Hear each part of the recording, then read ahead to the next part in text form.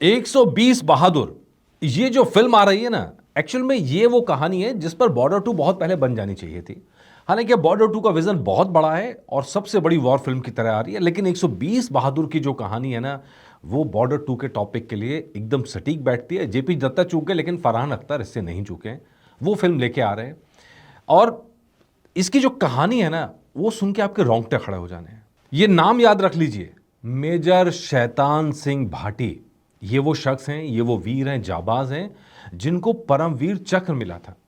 और ये पूरी कहानी आप सुनेंगे ना, तो मतलब लिटरली ये कहानी सुनने के बाद में आपको फिल्म देखने की इच्छा और बढ़ जाएगी। जेजीएम रिएक्ट्स जैसा नाम आपको मालूम है, जन गण मन रिएक्ट्स, और इस पे हम देशभक्ति की फिल्मों को फुल सपोर्ट करते हैं और इस फिल्म को अभी से हमारी तरफ से पूरा सपोर्ट हासिल है। ये फिल्म जैसी फिल्म बन के निकलेगी उसका इंतज़ार है कि कंटेंट वाइज कैसी होगी, लेकिन टॉपिक वाइज इसने ऑलरेडी दिल को छू लिया है।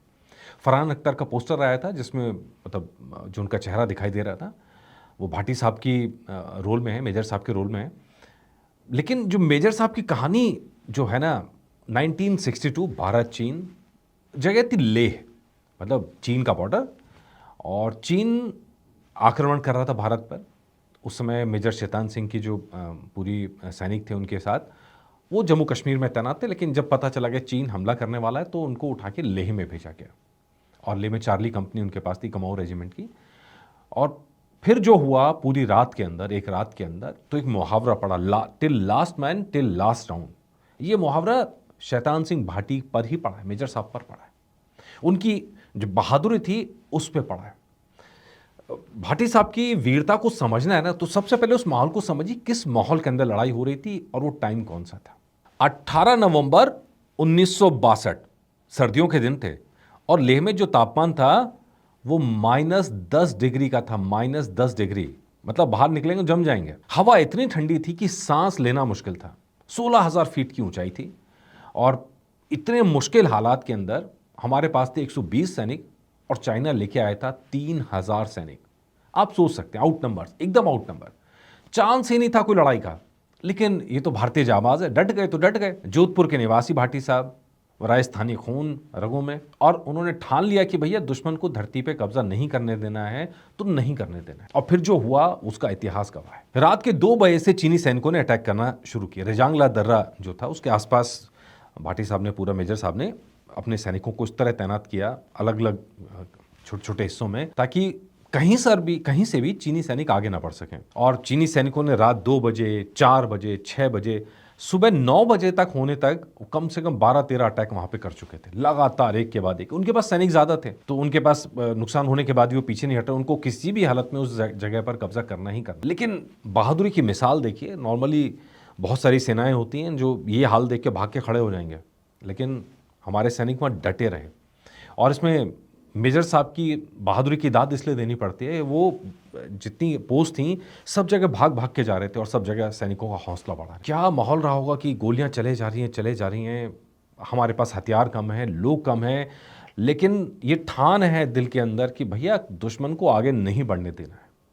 चीनी सैनिक तो सोच के आए थे कि भैया टॉफी है, मतलब है ही नहीं वहाँ पे कुछ, 120 क्या होता है। लेकिन उन्होंने ये नहीं सोचा था कि 120 सैनिक जो जख्म देंगे वो चीन को सालों साल याद रहे। उसके बाद एक के बाद एक अटैक होते गए, जवाब देते गए, नतीजा हमारी तरफ से भी नुकसान हो रहे थे, लगातार हो रहे थे। फिर ऐसे में धीरे धीरे धीरे धीरे करके सैनिक शहीद होते चले गए।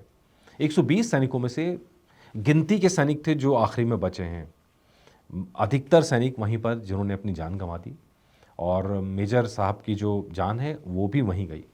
5 सैनिक उनके पास बचे थे लास्ट में, तो उन्होंने उन्हें अपनी सर्विस पिस्टल देके कहा कि तुम जाओ इसको मालखाने में जमा करा देना, मैं यहीं पर हूँ। तो एक पत्थर के पीछे उनको बैठाया गया। उसके बाद जब पूरा मामला आगे बढ़ा तो वहाँ पे जब युद्ध रुका तो रेजांगला दर्रे को नो मैंस लैंड घोषित कर दिया गया, मतलब वहाँ कोई नहीं जा सकता, ना भारतीय जा सकते ना चीनी जा सकते। 3 महीने बाद जब सर्दियाँ खत्म हुई तब एक चरवाहे को मेजर साहब का शव उसी जगह बैठा हुआ मिला, पहरेदारी करता हुआ, हाथ में बंदूक लिए हुए। ये कहानी है। फरहान अख्तर ने क्या टॉपिक चूज किया है, गजब। 3 महीने बाद उनके शव का अंतिम संस्कार किया गया, तब उन्हें परमवीर चक्र से नवाजा गया, और तब पता चली ये शौर्य की दास्तान कि कैसे एक एक इंसान अड़ गया, इतने मुश्किल हालात में अड़ गया, जम गया 120 बहादुरों के साथ में।